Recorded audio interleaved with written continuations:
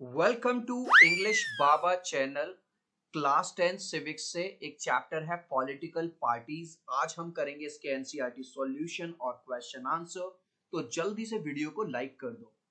I hope children आपने video को like कर दिया है और अभी तक मेरे भाई चैनल को सब्सक्राइब नहीं किया तो सब्सक्राइब कर दो सो दैट आपको हमारे सारे अपडेट्स मिलते रहें। क्वेश्चन नंबर 1 देखिए।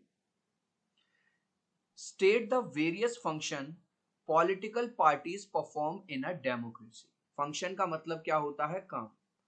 पॉलिटिकल पार्टीज डेमोक्रेसी में कौन कौन से फंक्शन करती है, कौन कौन से काम करती है। तो इसको सबसे पहले हम इमेजेस से समझेंगे। देखो, आपको पता है हमारे यहाँ इंडिया में बहुत सारी पार्टीज हैं। बीजेपी है, कांग्रेस है, आम आदमी पार्टी है, सपा है, बसपा है, बहुत सारी पार्टीज हैं। तो इनका एक काम होता है कि दे कॉन्टेस्ट इलेक्शन। वो इलेक्शन लड़ते हैं, तभी जाके तो वो जीतेंगे और तभी तो उनकी सरकार बनेगी। तो पहला पॉइंट आपको क्या मिल गया? पहला पॉइंट आप लिख दोगे दे कंटेस्ट इलेक्शन। पॉलिटिकल पार्टीज का पहला काम क्या है? इलेक्शंस लड़ना। अब दूसरा पॉइंट समझते हैं। देखो, जब पॉलिटिकल पार्टीज इलेक्शन लड़ेंगी, जीत जाएंगी, तो ये गवर्नमेंट बनाएंगी, सत्ता में आ जाएंगी। और सत्ता में आने के बाद ये क्या करेंगी? तरह तरह की वेलफेयर स्कीम लॉन्च करेंगी। ऐसी भलाई वाली स्कीम जिससे आम जनता की भलाई हो। जैसे आपने सुना होगा, गवर्नमेंट स्कूल में बच्चों को मिड डे मील दिया जाता है दोपहर में, है ना, फ्री में खाना भी खिलाया जाता है। तो ये ऐसी बहुत सारी स्कीम्स है।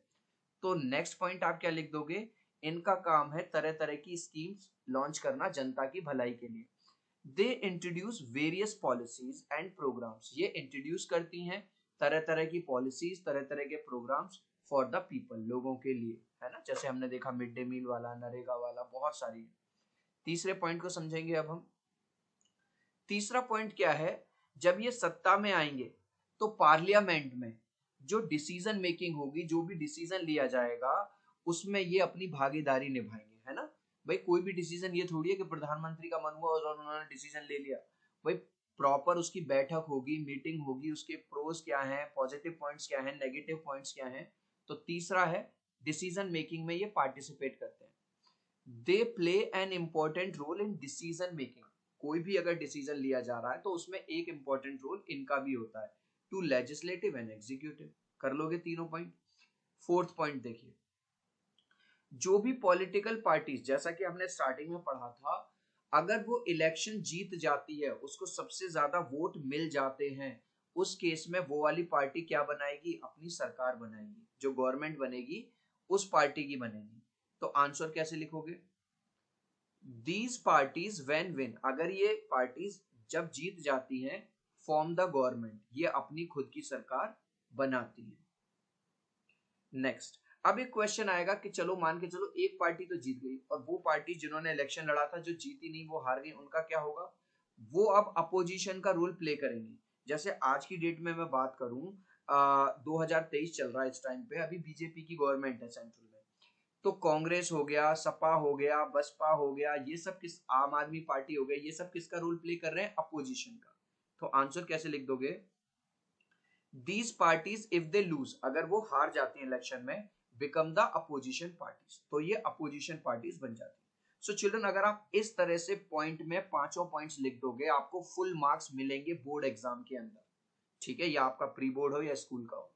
तो इस तरह से आपको पॉइंट्स में हर चीज लिखनी है। नेक्स्ट क्वेश्चन को समझो। What are the various challenges faced by political parties? अब ये कह रहा है कि पॉलिटिकल पार्टीज को किन किन चैलेंजेस का सामना करना पड़ता है, क्या क्या दिक्कतें आती हैं। तो आंसर कैसे लिखेंगे? The various challenges faced by political parties are as follows. सबसे पहले यहीं से क्वेश्चन में से ये कॉपी कर लिया। Number 1, the lack of internal democracy. भाई आपने देखा होगा, कहते तो ये है कि सबको बराबर अधिकार दिए जाएंगे, लेकिन जो टॉप लीडर होते हैं बस वही दिखाई देते हैं, है ना। जैसे बीजेपी में बात करूं, आपको अमित शाह, मोदी जी ये दिखाई देंगे। डायनेस्टिक सक्सेशन की प्रॉब्लम होती है, मतलब एक परिवार क्या कर रहा है, अपने ही घर के लोगों को मिनिस्टर बना रहा है, दूसरे लोगों को आने ही नहीं दे रहा। पहले ये था, फिर इसने अपने बच्चे बेटे को बना दिया, इसने अपने लड़के को बना दिया, इसने अपने लड़के को बना दिया, मतलब बाहर के लोगों को आने का चांस ही नहीं दे रहा। Money and muscle power. तो भाई इलेक्शंस होते हैं, बहुत सारी रैलीज होती हैं, प्रमोशन होते हैं, उसमें पैसा खर्च होता है, तो कई बार ये भी देखा गया कि पॉलिटिकल पार्टीज ऐसे लोगों को टिकट दे देती हैं जिनके पास पैसा हो या जिनका क्रिमिनल रिकॉर्ड हो। तो अब इस बात को हम डिटेल में ये पॉइंट्स लिखने के बाद हर एक पॉइंट का आपको हेडिंग बनाना पड़ेगा। जैसे the lack of internal democracy, पहला हेडिंग क्या डालोगे आप? The lack of internal democracy. तो इंटरनल डेमोक्रेसी का मतलब पहले इमेजेस से समझो। बीजेपी की बात होगी तो अब मोदी जी झलकेंगे, कांग्रेस की बात होगी तो राहुल गांधी जी, आम आदमी की पार्टी की बात होगी तो अरविंद केजरीवाल जी सबसे आगे दिखेंगे।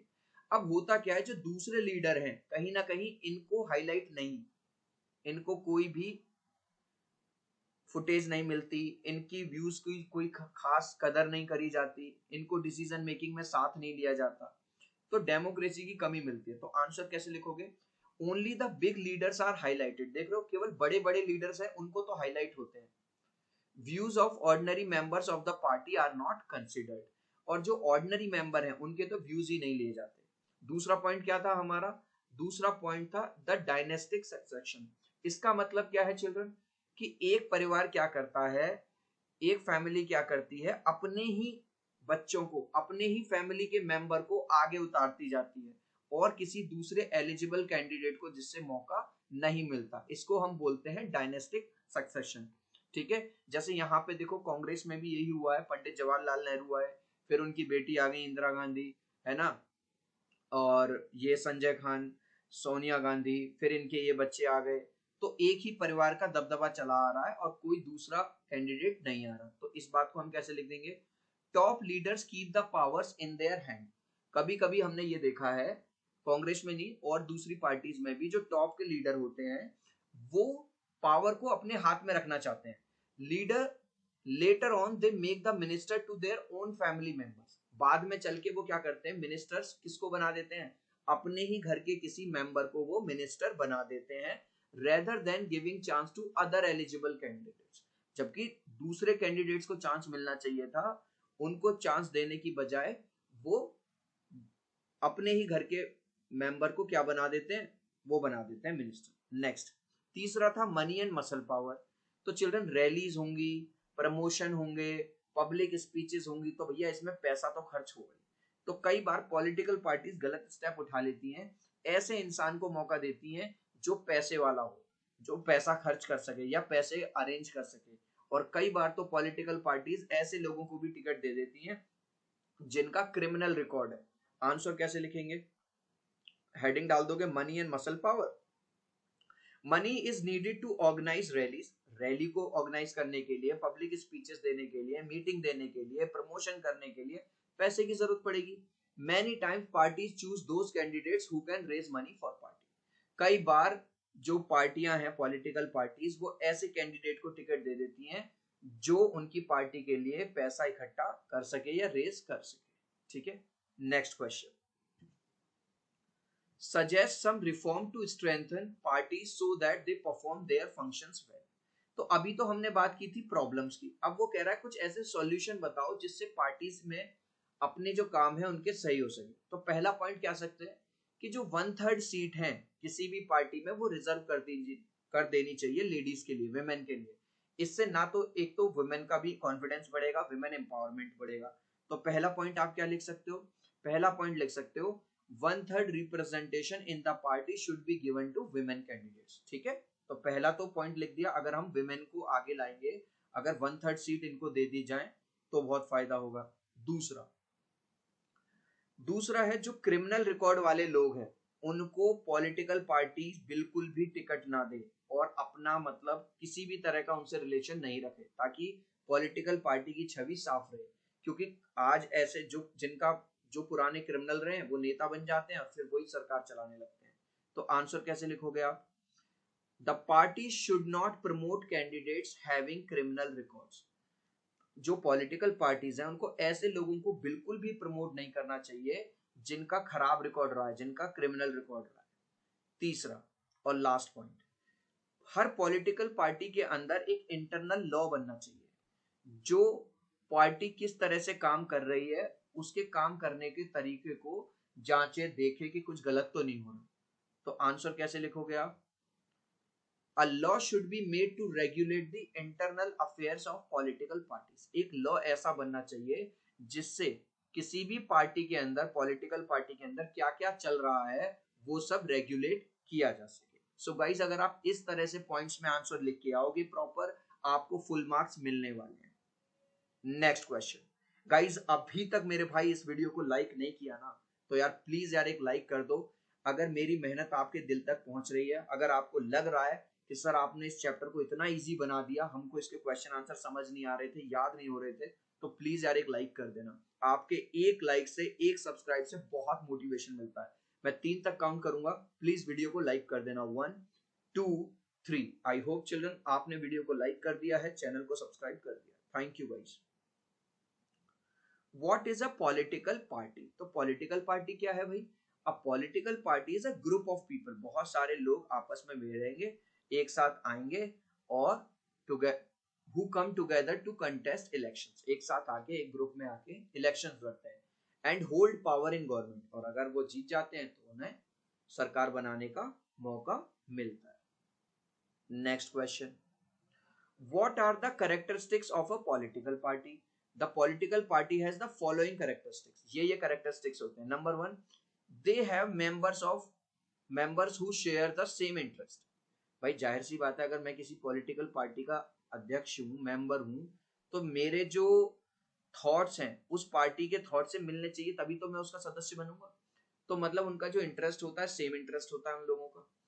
दे introduce policies which are for the welfare of the citizens. ये वाली बात तो हमने स्टार्टिंग में पढ़ी थी कि जो पॉलिटिकल पार्टीज होंगी इस तरह की पॉलिसीज, इस तरह के प्रोग्राम, इस तरह की योजना लेके आएंगी जो समाज के भले के लिए होंगे, आम जनता के भले के लिए। वेलफेयर मतलब भलाई। किसी भी पॉलिटिकल पार्टी में 3 कंपोनेंट होते हैं, एक तो मेन लीडर, दूसरा उसके एक्टिव मेंबर्स और तीसरे उसके फॉलोअर्स। ठीक है, तो आप क्या लिख दोगे? There are 3 components, leader, active members and followers. हो जाएगा, इजी है। नेक्स्ट क्वेश्चन, अब देखो ये फिलअप आया है, फिल इन द ब्लैंक है। A group of people who come together to contest elections and hold power in government, ये तो अभी हमने पढ़ा है। एक ग्रुप ऑफ ऐसे लोगों का, एक ग्रुप जो एक साथ आते हैं और इलेक्शन लड़ते हैं और फिर उनको पावर मिलती है गवर्नमेंट में, तो इस ऐसे ग्रुप को क्या कहा जाता है? आंसर बस एक वर्ड में है, पॉलिटिकल पार्टी कहा जाता है। नेक्स्ट क्वेश्चन, अब चिल्ड्रन ये मैच द कॉलम है, लिस्ट 1 को आपको लिस्ट 2 से मिलाना है। तो कांग्रेस पार्टी को किससे मिलाओगे? कांग्रेस पार्टी को आप मिला दोगे यूनाइटेड प्रोग्रेसिव अलायंस से। भारतीय जनता पार्टी को आप किससे मिला दोगे? नेशनल डेमोक्रेटिक अलायंस से। कम्युनिस्ट पार्टी ऑफ इंडिया, जो इंडिया की कम्युनिस्ट पार्टी है, जो मार्क्स को फॉलो करती है, कार्ल मार्क्स को, वो क्या है? Left front. Telugu Desam party क्या है? तेलुगु से ही पता चल रहा है, एक स्टेट पार्टी है।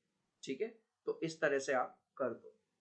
Next question, who among the following is the founder of the Bahujan Samaj party? के फाउंडर कौन थे, किन्होंने स्टार्ट करी थी? वो स्टार्ट की थी काशीराम जी ने। ये जो दिख रहे हैं आपको, ये सर हैं काशीराम जी। ठीक है, नेक्स्ट क्वेश्चन, नेक्स्ट क्वेश्चन है what is the guiding philosophy of Bharatiya Janata party की, यानी बीजेपी की गाइडिंग फिलोसफी क्या है? Integral humanism. नेक्स्ट क्वेश्चन, अब ये एमसीक्यू की फॉर्म में तो है, इसमें कह रहा है consider the following statement on parties. Consider करो, इन स्टेटमेंट को पढ़ो और फिर पूछ रहा है which of this statement given above is correct, इन तीनों में से कौन कौन से करेक्ट है। तो पहला देखेंगे, political parties do not enjoy much trust among the people. आजकल कई धांधलेबाजी हो जाती है तो लोग ना ज्यादा ट्रस्ट नहीं करते, ये वाली बात बिल्कुल सच है। Parties are often rocked by scandals involving top party leaders. कई बार ऐसे मुद्दे हमने सामने देखे हैं कि जो पार्टी का टॉप लीडर होता है वही स्कैम कर देता है ना, वही घोटाले में उसका नाम आ जाता है। तो ये वाली बात भी सही है। Parties are not necessary to run government, ये कह रहा है कि पार्टी को जरूरी नहीं है कि वो गवर्नमेंट चला। अरे भैया, अगर आप पॉलिटिकल पार्टी हो, सत्ता में हो, तो गवर्नमेंट तो चलानी पड़ेगी। तो ये वाला पॉइंट गलत है। सो पॉइंट ए सही है और पॉइंट बी सही है। सो राइट आंसर होगा हमारा ए एंड बी। ठीक है, नेक्स्ट, इस लास्ट क्वेश्चन का आंसर आप मुझे दोगे कमेंट सेक्शन में, देखूंगा कितने बच्चे राइट आंसर देंगे। India has dash political parties, India में कितनी पॉलिटिकल पार्टीज हैं? 1 है, 2 है, 3 है, या कई सारी, मैनी पार्टीज है। तो अपने आंसर में आप कुछ ये लिख देना, जो भी आपका राइट आंसर है। आप चाहो तो ए बी सी या डी लिख देना, मैं समझ जाऊंगा। देखूंगा कितने बच्चे कमेंट में मुझे राइट आंसर देंगे। सो आई होप मेरा ये छोटा सा वीडियो आपको बहुत अच्छा लगा होगा। प्लीज वीडियो को लाइक कर देना, चैनल को सब्सक्राइब कर देना। अब हम मिलते हैं अगले वीडियो में, बाय बाय।